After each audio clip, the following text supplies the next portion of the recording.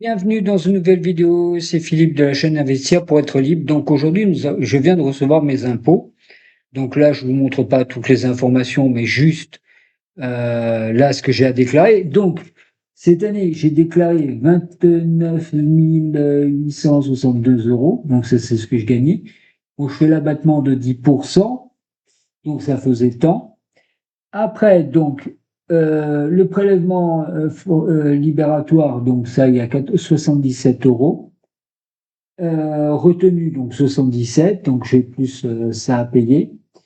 Moins les 7 euros, alors ça, c'est pas difficile, ça, c'est le revenu brut global, donc je déduis des prélèvements sociaux.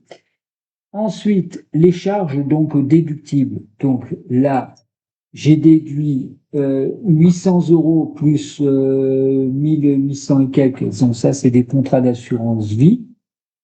Alors, ça, c'est important de le faire. Pourquoi? Parce que ça vous permet d'avoir beaucoup moins. Donc, le revenu imposable, on ne tombe plus qu'à 24 612, 632 euros. Après, je réduis donc 527 euros. Donc, ça, c'est exactement donc, c'est les impôts sur les revenus, sur les soumis au barème détenu. Après, l'imposable de l'année, donc ça fait ça. Donc, ensuite, après, j'ai des crédits d'impôt. Alors, crédit d'impôt, donc le prélèvement à la source, forfaitaire libératoire, déjà versé. Après, j'ai des payés sur les titres à l'étranger, donc déductibles.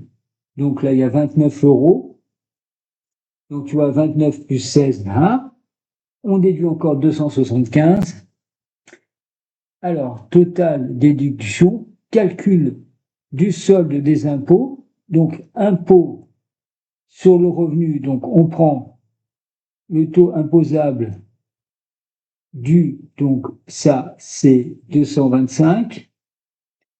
Après, ici, donc, il y a le prélèvement, là, les retenues à la source, portefeuille 2024, et les sommes reversées déjà sur les titres étrangers, donc il y a moins 150, moins 65, puisque là, c'est les soldes d'impôts l'année dernière, les totals des revenus donc de l'année précédente, les abattements. Après, donc, le report. Alors, sur les années antérieures, pour les déductions fiscales, donc tout a été mis. Donc, 91, 99, 299, tout ça, ça m'est retenu en moins. Donc, en fait, il y a le revenu qui est fait à l'étranger, donc ça, ce qui a été pris en charge. Donc, après, j'ai l'abattement. Vous savez, je choisis le prélèvement forfaitaire libératoire, donc ça me permet de payer moins d'impôts. Donc, après, je suis imposable à 11%.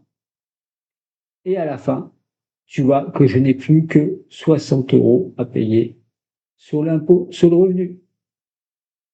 Donc, en fait, c'est apprendre à faire ses impôts. Moralité de tout ça, c'est apprendre à faire ses impôts et bien regarder euh, l'ensemble des impôts à régler. Voilà, tout simplement. Donc, je n'aurai que 60 euros cette année à payer. Donc, c'est pas énorme, mais bon, je le prends. Voilà, donc c'était le but de la vidéo. N'écoutez pas les youtubeurs qui vous disent beaucoup de bêtises, mais pensez bien à cocher la case prélèvement forfaitaire libératoire et l'abattement fiscal, surtout au prélèvement, donc au barème progressif de l'imposition, donc chaque année. Voilà, c'était la fin de la vidéo et j'espère que ça t'a plu. N'hésite pas à demander des informations. Je t'aiderai pour ta fiscalité ou quoi que ce soit, même si je ne suis pas un conseiller financier. Mais au moins, avec moi, tu apprends des choses, contrairement à certains youtubeurs qui te racontent des bêtises. En réalité, tu n'es pas imposé à 30%, mais si tu choisis le barème progressif de l'imposition, moi, comme je suis à 11%, je paye que 11%. Et comme j'ai eu des revenus aux États-Unis, je paye 30%, moins 19%, puisque j'ai 11%, ça fait 19%. Donc l'État m'a donné 19%. Voilà. Donc c'est pour ça que des fois, on arrive avec presque rien d'impôt sur le revenu. Voilà. Donc, c'est apprendre à faire ses impôts et ne pas écouter toutes les bêtises de tous ces gens. Voilà. Donc, tu vois, il n'y a que 60 € à payer. Allez, je te laisse. À bientôt dans une nouvelle vidéo.